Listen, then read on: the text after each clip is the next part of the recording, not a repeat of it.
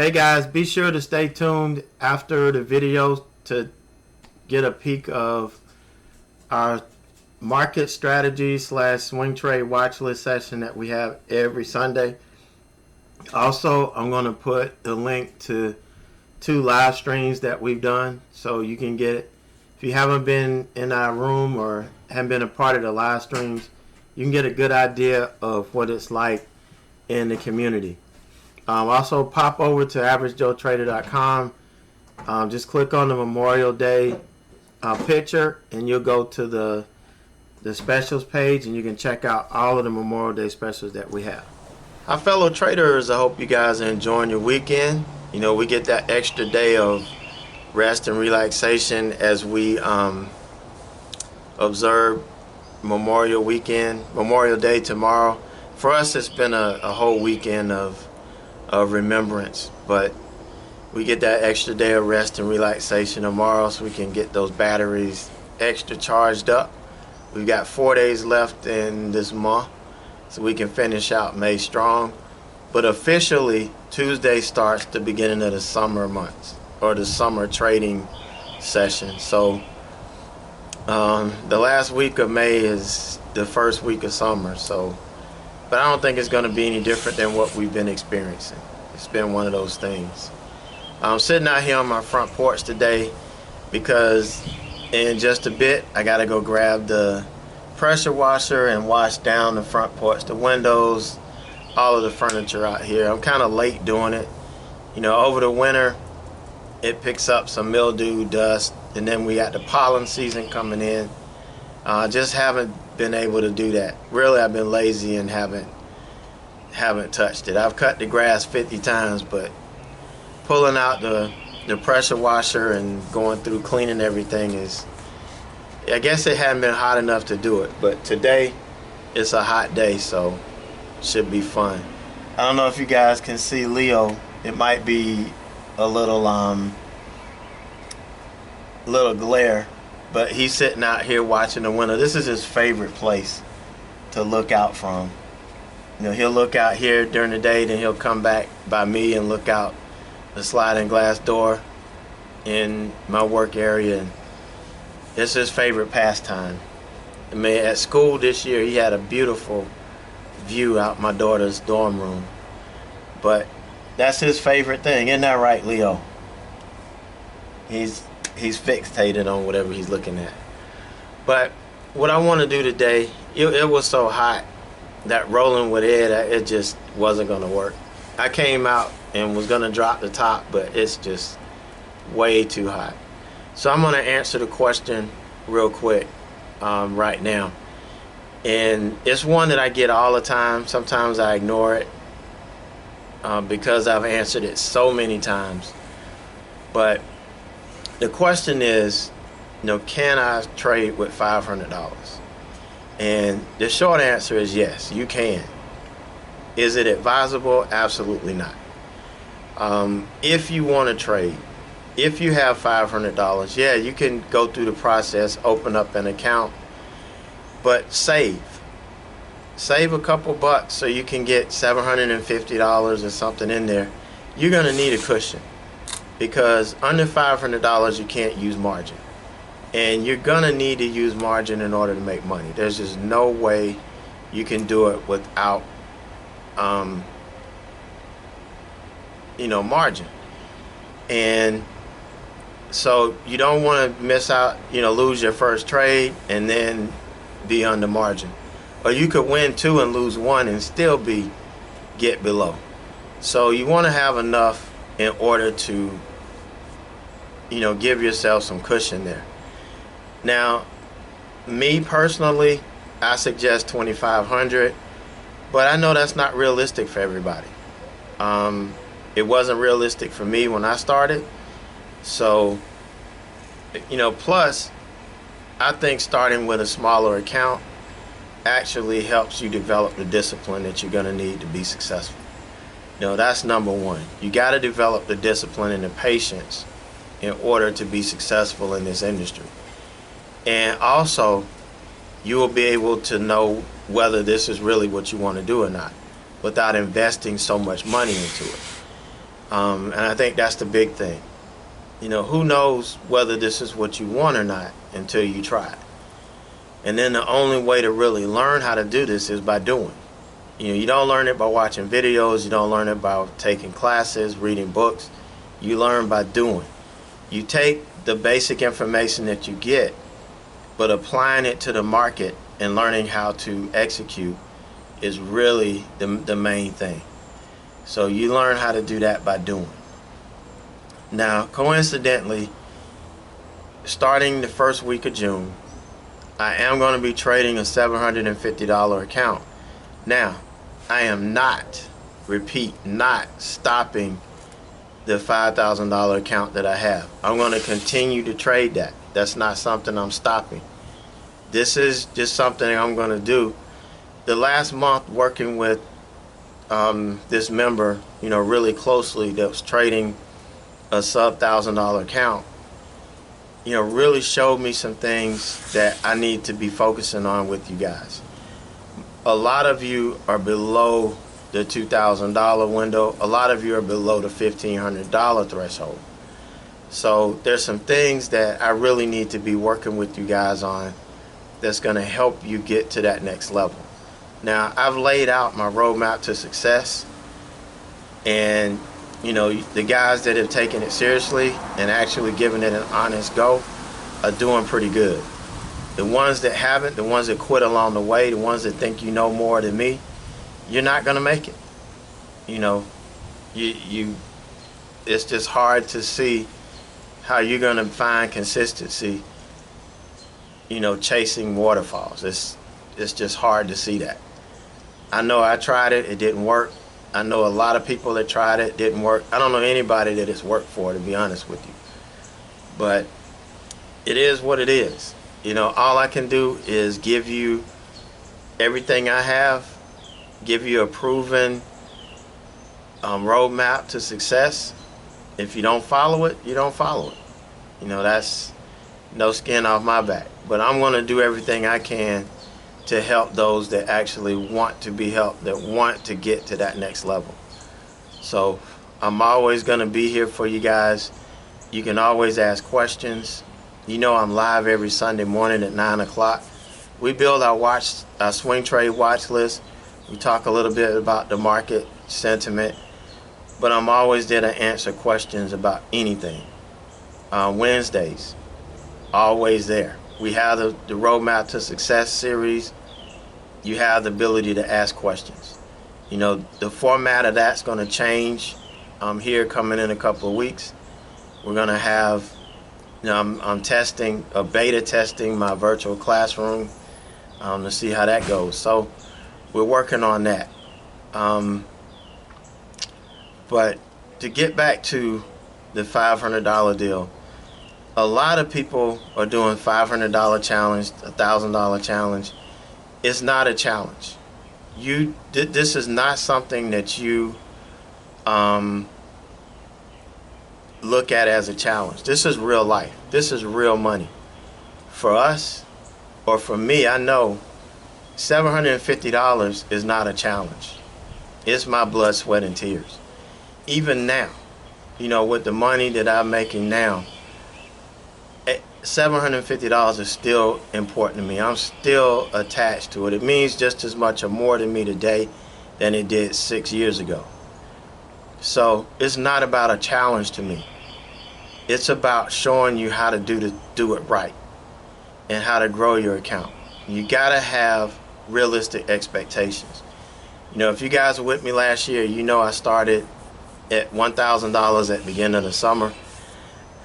Ended the year from June to December with right at $10,000. I think it was $9,900 or something. And I wired out and started with $5,000 in that account January 1st.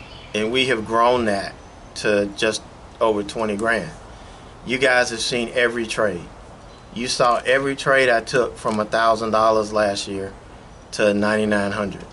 You've seen every trade I've taken from from 5,000 to, just over 20 this year. And you're gonna see every trade I take starting at 750. But you gotta have realistic expectations. That's the biggest lesson I learned last summer, is that I didn't have realistic expectations, and I wasted 3 months of chasing my tail. So, you have to make sure that you have realistic expectations, and that's what I want to demonstrate to you guys, what realistic expectations looks like and how you can systematically grow your account.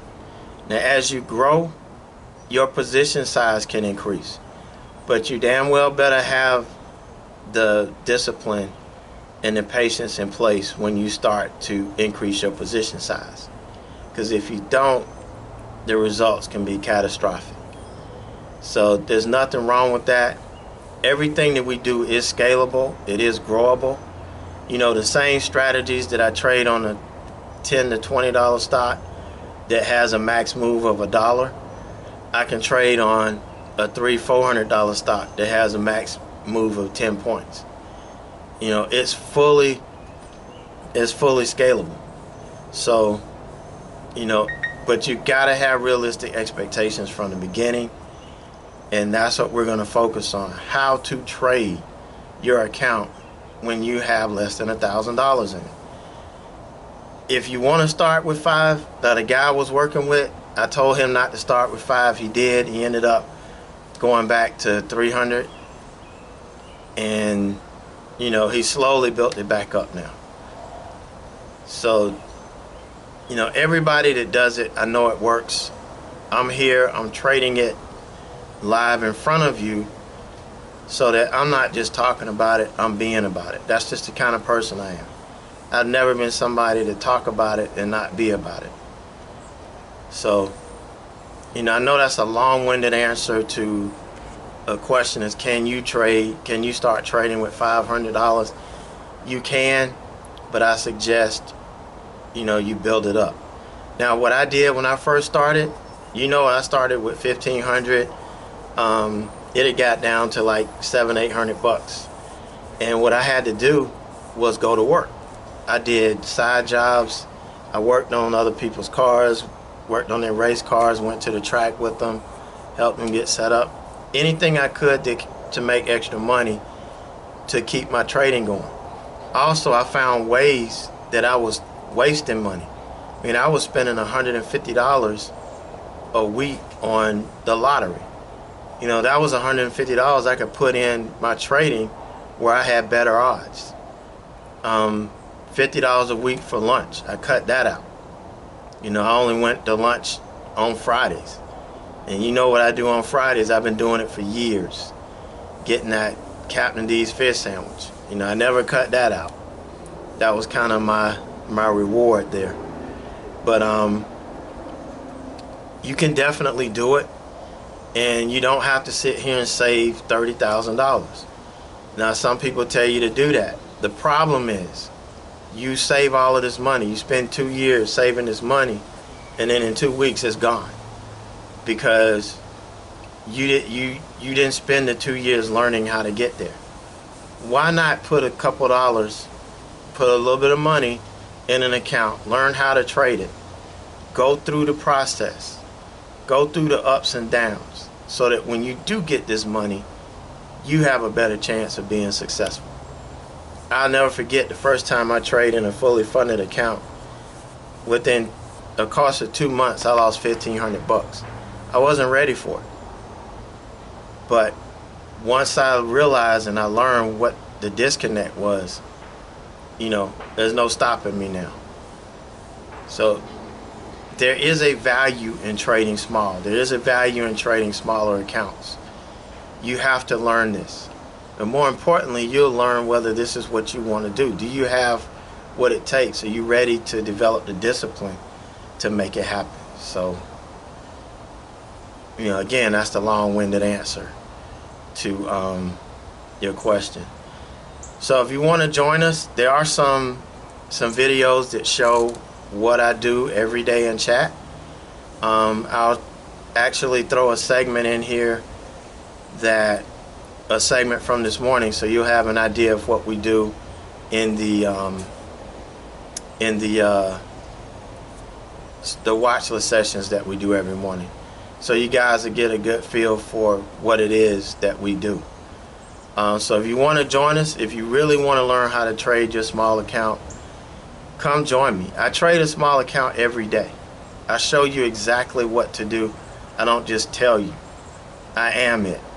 So come in, join us, take advantage of the specials that we have this weekend, and I look forward to seeing you on Tuesday morning. All right. So last week, I tell you, did not do what we anticipated it was going to do. Um, excuse me. I was looking for it to bounce. You see how we had the bounce here? Let me see if I can make it a little bit bigger.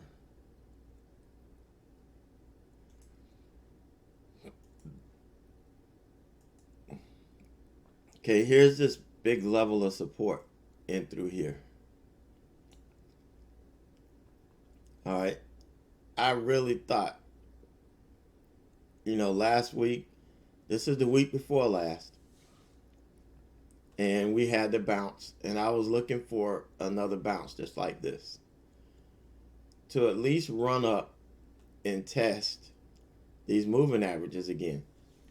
If we did, our swing trade would have been a winner. Would have been, right on point. But the problem is this thing. If you look at it, I mean, we didn't finish higher. I mean, we did make a little push up. We did start the week off on the right foot,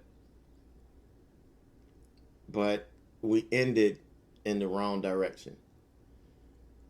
So, really, the main catalyst for this, from what I could tell, is this.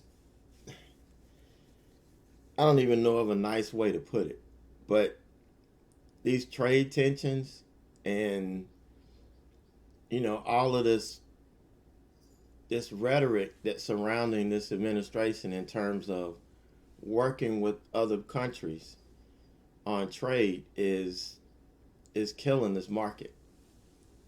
It's keeping it down right now. We could be breaking out to new highs, if all of these things were moving in the right direction. And we saw that whenever news came out and everything was about,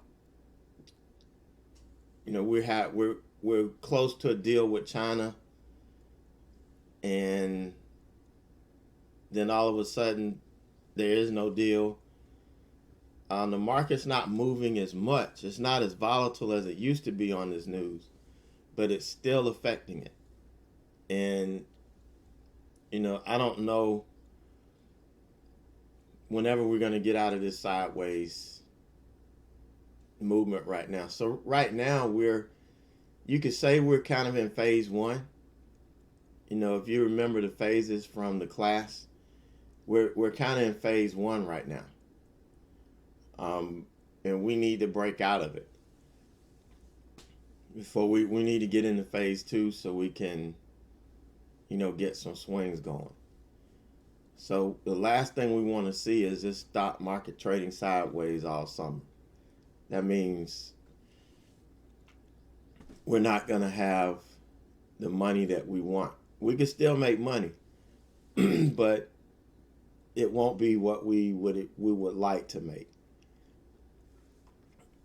Excuse me. But as long as these trade talks, not just with China, but with other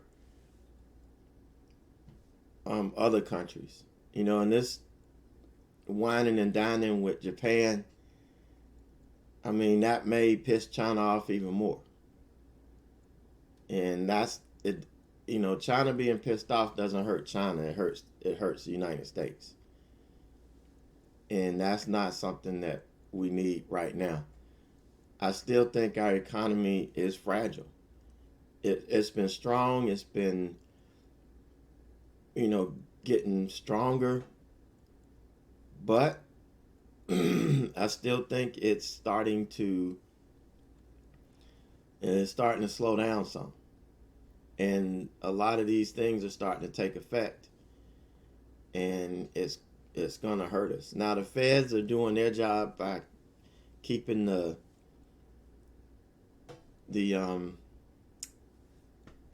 interest rates, stagnant.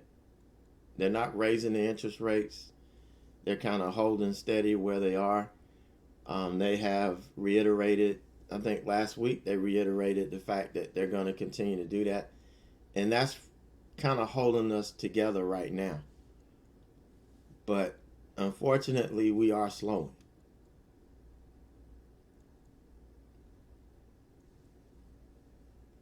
So we just don't know where to go from there. Now, we only lost 1.2% in the S&P last week. Not really bad.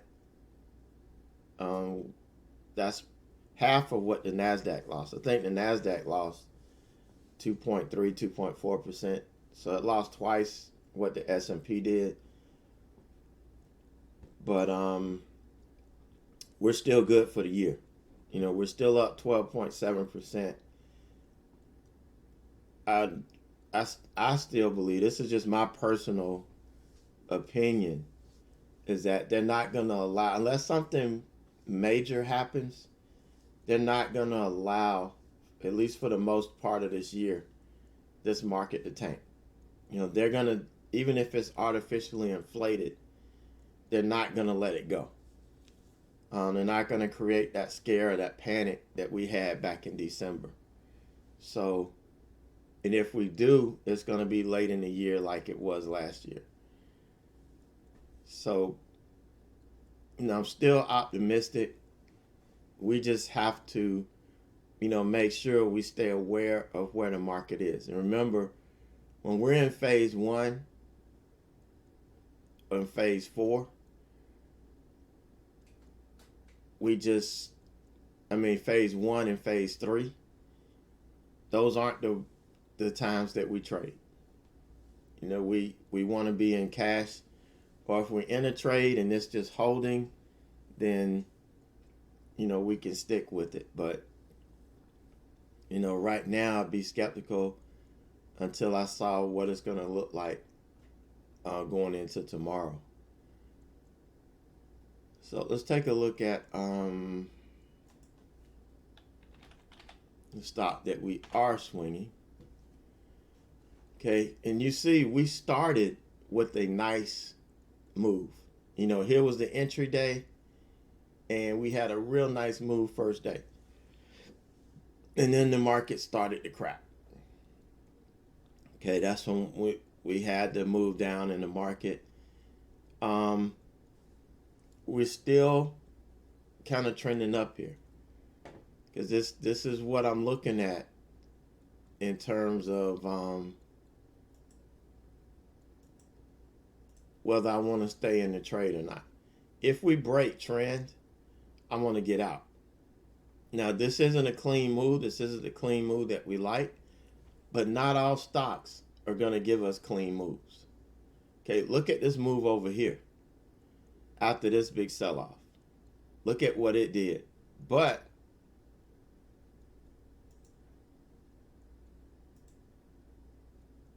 you see it held trend here.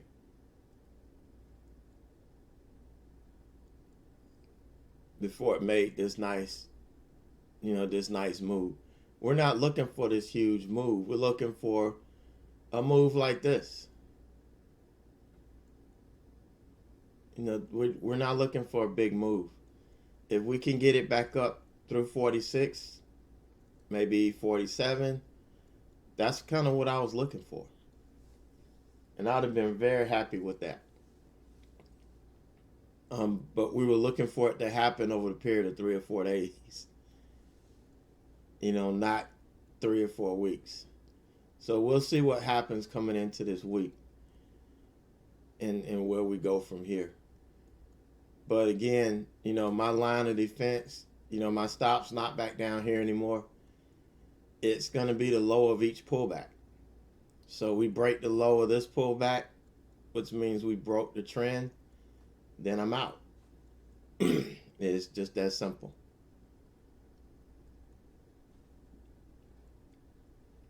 So that's going to be the plan going forward.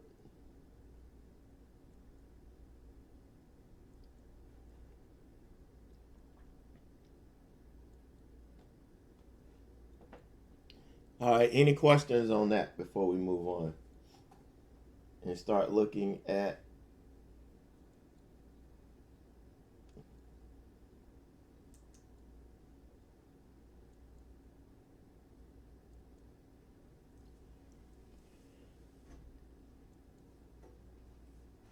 all right, so we're all good.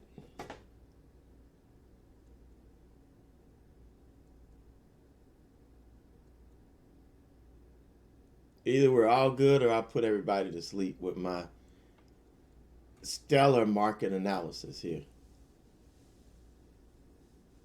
I put everybody's mind at ease and you guys just fell on off to sleep.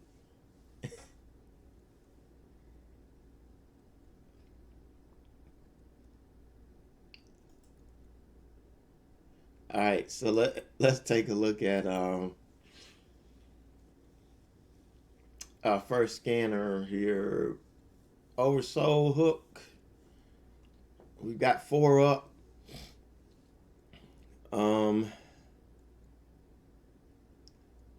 KSS is probably the one that I would put on watch this week.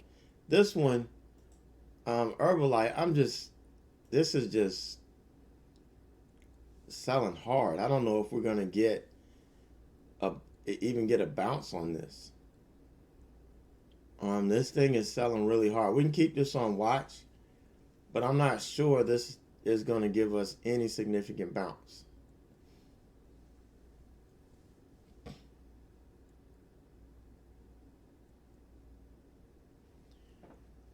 Phase 1 and phase 3, you want to be holding because that's when the market is going sideways. That's when you want to just be in cash because you don't know which way the market is going to break. Yeah, 1 and 3. 2 is when we're trending up, and 4 is when we're trending down.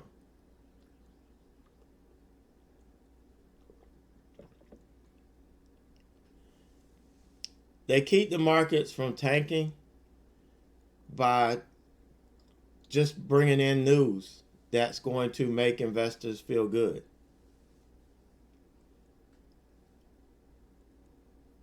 You know, when the market seems weak, they always come in with, we're close to a trade deal. You know, or they'll come up with some fake reports on jobs and you know, the economy and inflation numbers. You know, they'll do whatever they need to do in order to keep investor sentiment strong. Now, it may be a little bit more challenging during these summer months to do that, but that's what they like to do. It's just like with the stock. You know, we're looking at an individual stock, and it looks like it's going to tank. The bottom's falling out, and all of a sudden, they've got this incredible news, and the stock spikes. It's pretty much what they do with the market. But it's legal pump and dumping as far as the government's concerned. It's legal to pump the market.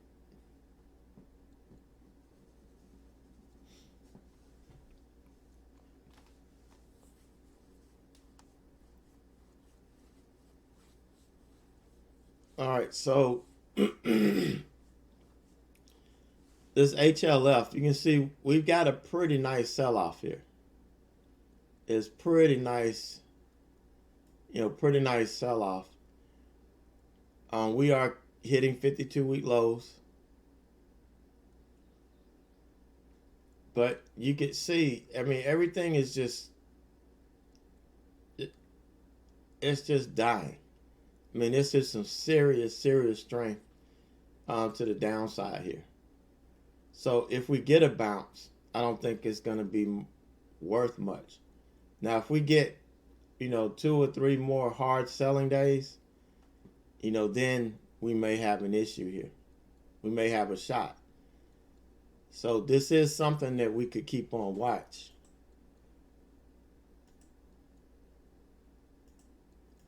Let's see.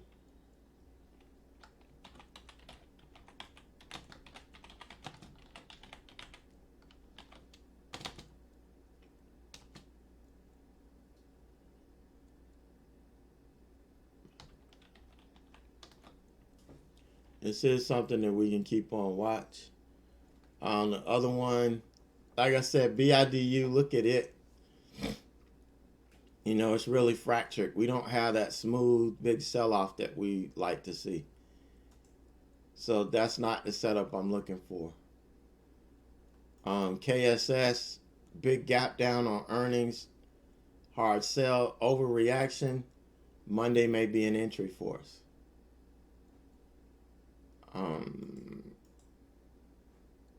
You see it right here. Monday may be an entry for us. This is a nice candle that could signal that our downtrend is slowing.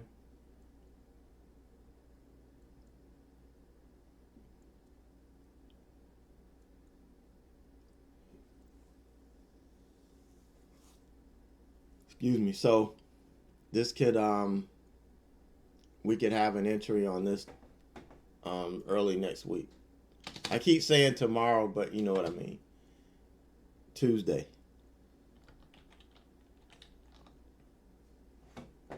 And I'm interested to see what all of this Japan whining and dining is going to do.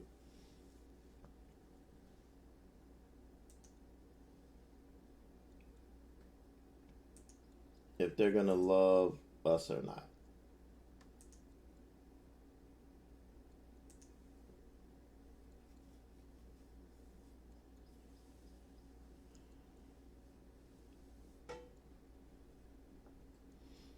Yeah, we can look at the Asian markets tomorrow and definitely have a clue. Yep, definitely. All right, so for our oversold, watch HLF and KSS are going to be players. And you guys know the deal, the game plan on AOS. You know what we're going to be looking for. All right, 20 EMA cross. I didn't think we were going to have a lot of these on the markets. These are only good when the market is, strong and in an uptrend. You can see these are all in a downtrend. So these aren't any setups. This KL, you can see this one is trending down. So I don't want anything to do with this. The only way we would have a trade is if this gets over this descending resistance. And I just don't see it happening. And then plus, I typically don't trade gold. Gold is not a stock I don't trade gold or anything associated with gold. Same thing with oil. Intraday, day trades, yeah, you could do it. But for swing trades, these sectors are just too volatile. Anything can come out and crash it at any time. And I guess it's something that happened early on in my trading career, so I've tended to stay away from it.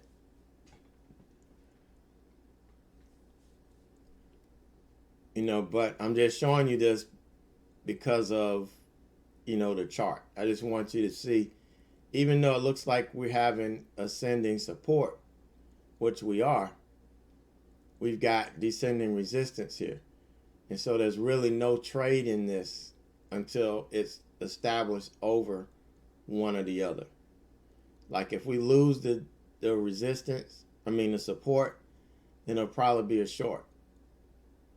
And I don't recommend swinging short if you're trading in smaller accounts. It's just too easy to lose all your money in your account if something doesn't go right. You need to have a really nice size account and trade with smaller size, so that if it does blow up in your face, it's not going to hurt you as much. So I don't like swinging short in small accounts. I only like going to the long side. And that's why the market direction and the market sentiment and everything is really important when it comes to these swings. Because these are actually technical swing setups. It's not really based on fundamentals. It's based on technicals first. And then you can look at the fundamentals behind it that could even further strengthen, your conviction. But for us, we're just dealing with the technical setups. And I think these are easier to learn at first. They're easier to cut your teeth on. And in the process, you're learning the market. Because like I always say, you learn by doing. You don't learn by somebody telling you or watching videos or anything like that. You learn by actually engaging in the market, whether it's paper trading or whether you're actually trading for real. The only way you're going to really learn and understand is to engage.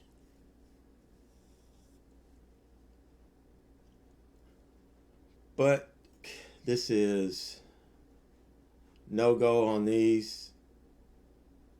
Let's see what the 52-week high is going to give us. Well, this one has 24. But they're all running into overhead resistance. ARWR, I think this one's a little bit too extended right now. You can see this one broke through, but it's a little bit too extended. Copart, I think this one has a chance. Okay, this one broke through and it held on Friday. With this pullback, this gives you an opportunity to get in this if you so choose.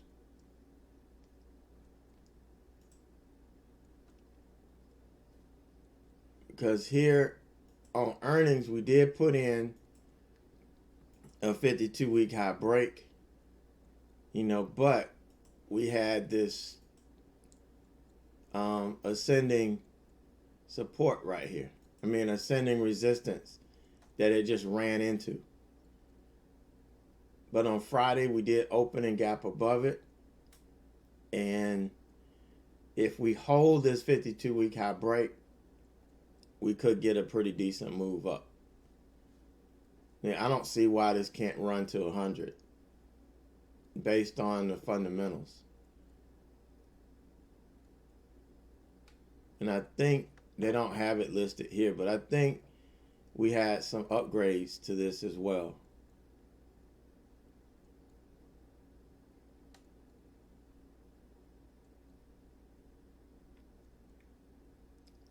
I don't see it listed, but I think we had some of these upgraded. Price targets were near 100. This is old. And I don't know why this dude, May 17th, they went from buy to neutral. That makes absolutely no sense.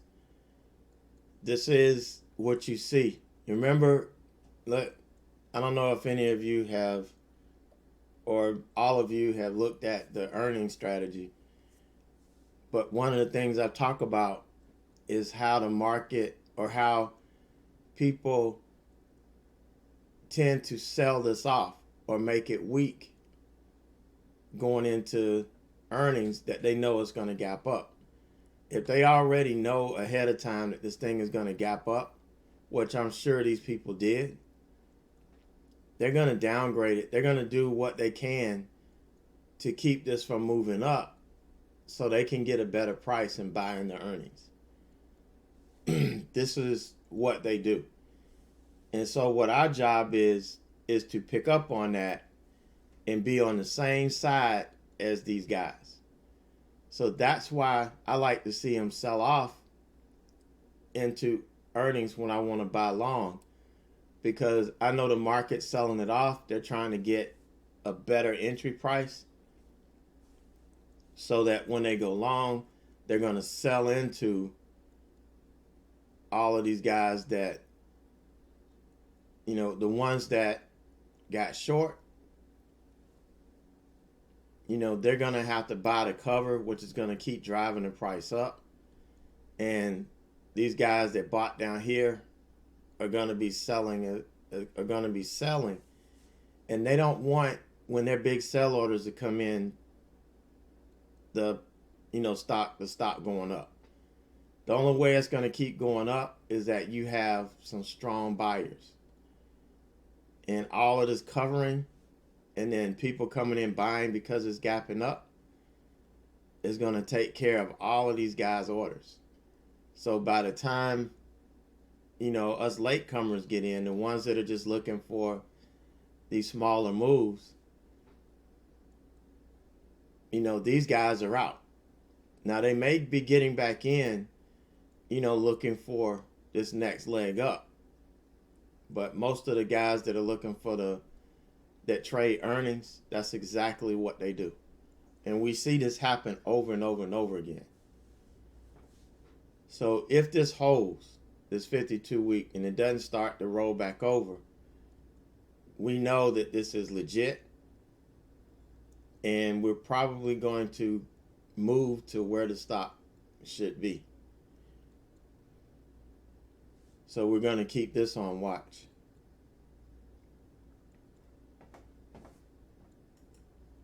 For, let's see, 52-week high.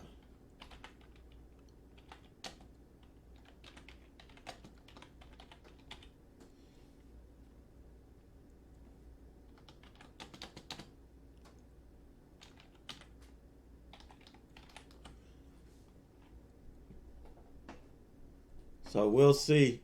Again, it just depends on what the market is going to do.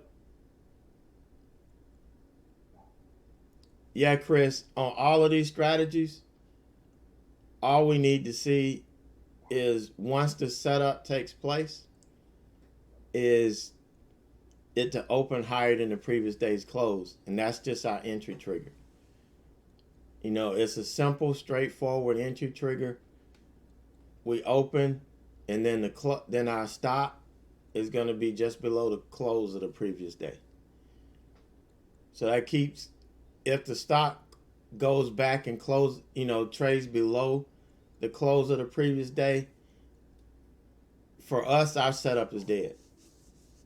Now there are times when it does go back below and stops us out, and then it actually sets up again the next day. I mean, that does happen. We can't predict with any degree of certainty what the market is going to do, because there are players that have their own agenda, and we have no idea what these guys have in mind. We can only speculate based on what we see. But they know how to set the chart up to fool us, so that we do what they want us to do.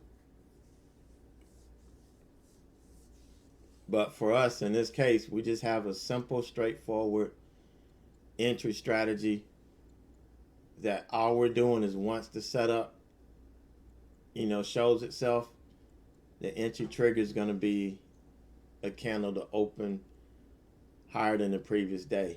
And then our stop's going to be just below the close. So for instance, if this triggers tomorrow, and let's say it closed at 70.99, let's say it opens at 71.15, then our stop is going to be just below 70.40, which was the low.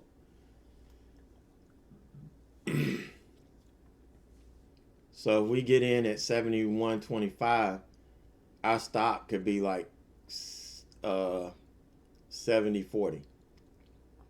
Give it about 10 cents, 9 or 10 cents below the low of this candle, the previous day's candle, and we've managed our risk. Now, some days the candle may be too low. Like, let's say we entered on Thursday, and we entered at 68. Let's say we got in at 68. All right, and then the low of this candle, the low of the previous day, is 64.70. So there's no way I'm going to be able to give it that much room. So when we get in a situation like this, then we have to invoke the max loss rule. So what's the maximum amount are you willing to lose on this trade? You could go back and look at, find a level in here, but that's not going to be really ideal. You could find the next, solid level of support that it might have run into. So you could use this, which kind of lines up with this, but that's not going to give it a whole lot of room to work. You see, it could open and then dip back below, take you out, and then make this huge run up. So you have to make sure you give it a little bit, in this case, enough room to work, because you don't have your defined our defined risk. You could pull it down to this level here, and this would give it enough room to work. So if you got in at 68, you could put your stop down here at 67.22. But remember, in these a lot of times in these swing trades, you got to give it more room than it really needs to. So you could do 68.22, or you can go in with smaller size and come down here to this level here, the bottom of the gap, and do 66.50. That you'd have to reduce your share size so that this makes sense for you to be, to give it $1.50. But $1.50 is not bad for a swing trade. It's not bad at all. I would say $1.50 is about average on some of these swing trades.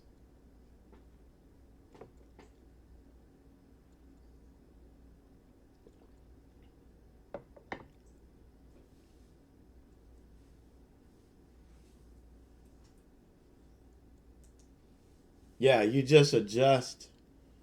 You adjust your risk accordingly, just like with in day trading. You just adjust your risk. That's what we have to do.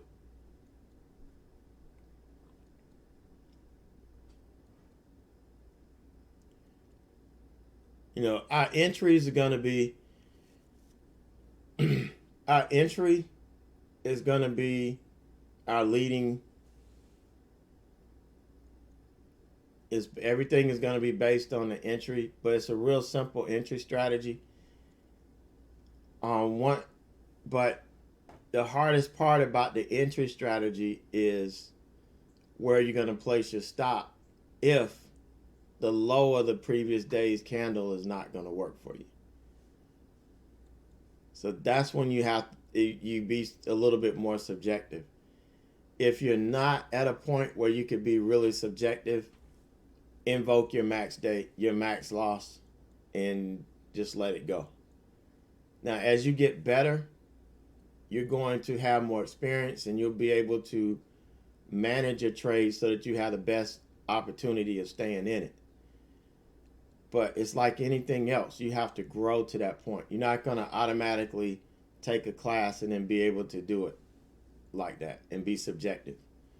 Now you have to be mechanical at first, and then you could be more intuitive as you progress.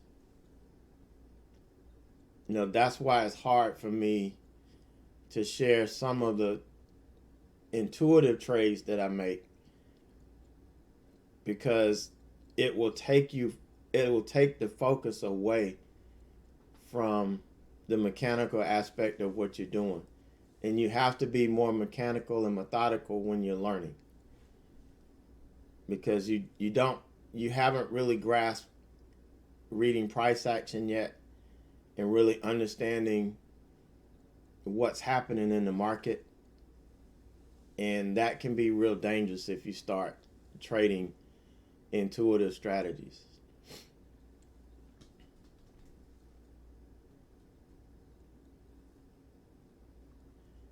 So we want to use the KISS method. Keeping it simple, stupid. And you always are going to keep it simple, but you're going to keep it simple based on your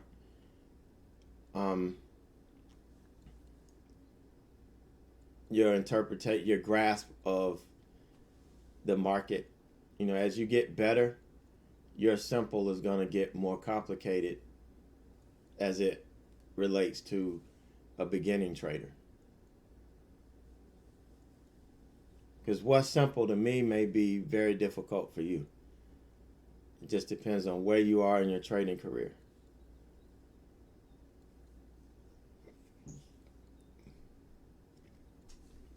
All right, so let's go back. See if there's any other. You see, you guys that are trading me, you're doing pretty good right now. My stock is on fire.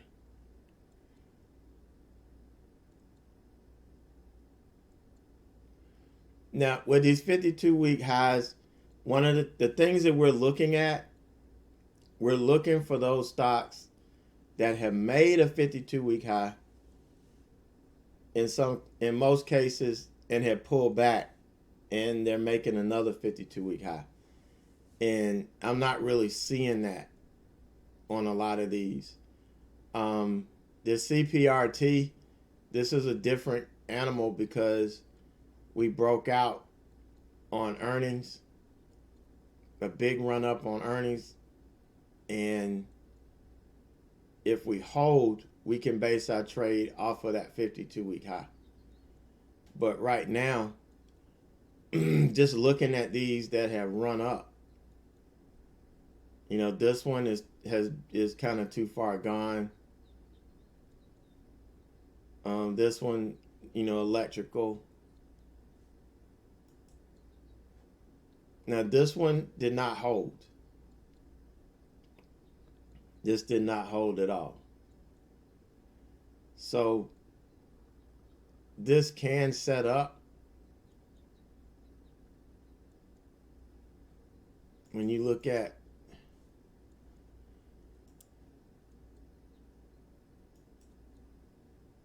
I don't like this because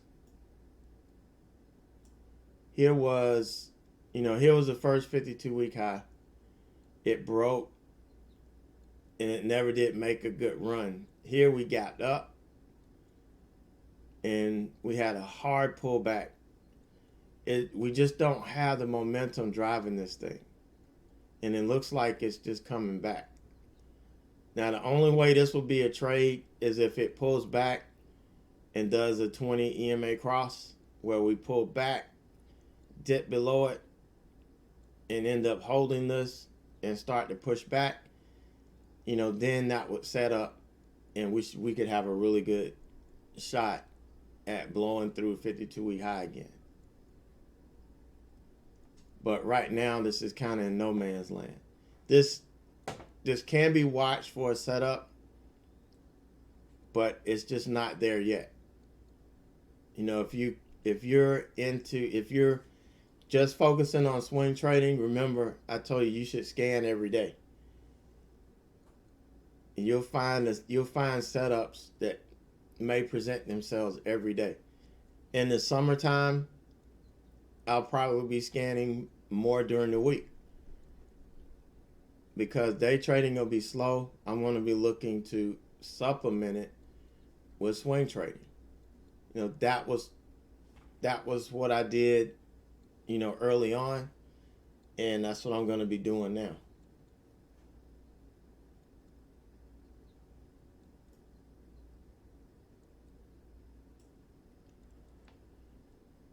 So,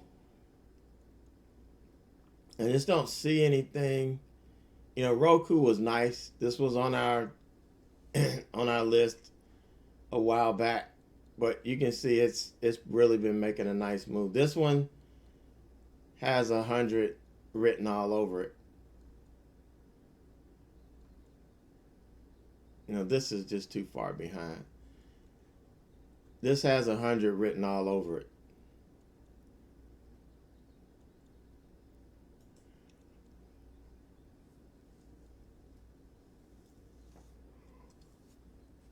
This one, this is just what we were looking at on CPRT, where we had a gap over the 52-week high, which was here, the original. We had a gap up. Here's the pullback. If it holds, we may be getting a pretty good move up. But, the RSI looks really good. So this has the potential. I don't really like the way the MACD looks. The MACD and the signal line are pretty far away from each other. That's the only thing I don't like at this point. But everything looks like it may, make that secondary break. Which is going to be, well, let's see, which is going to be over this.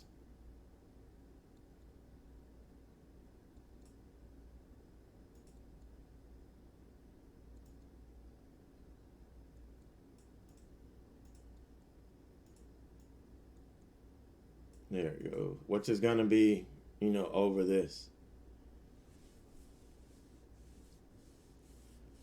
But again, this isn't good enough for me to put on my watch. Everything has just been slowed down with this market.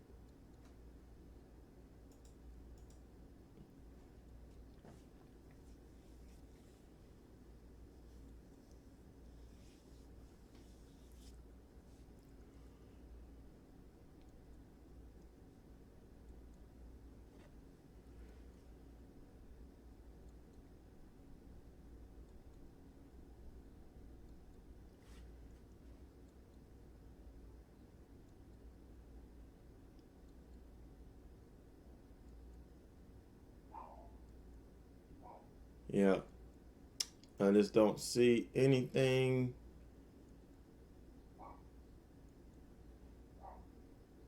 See, this WP looks good. This might be interesting right here.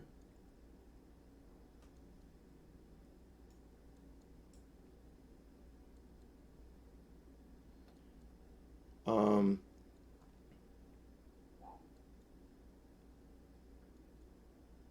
this might be interesting here. The RSI is right at 60. This might be interesting if we get a pull. See here, we made a 52-week high right here. We had a pullback a couple of days. We broke over it again. We had Friday was a pretty nice sell-off day. If we get a move off of the 20s here, because this is the SMA and the EMA, the 20, that's right. They're pretty much equal. So this is something we want to keep an eye on. That if it pulls back and it holds this, we've got, this has a chance.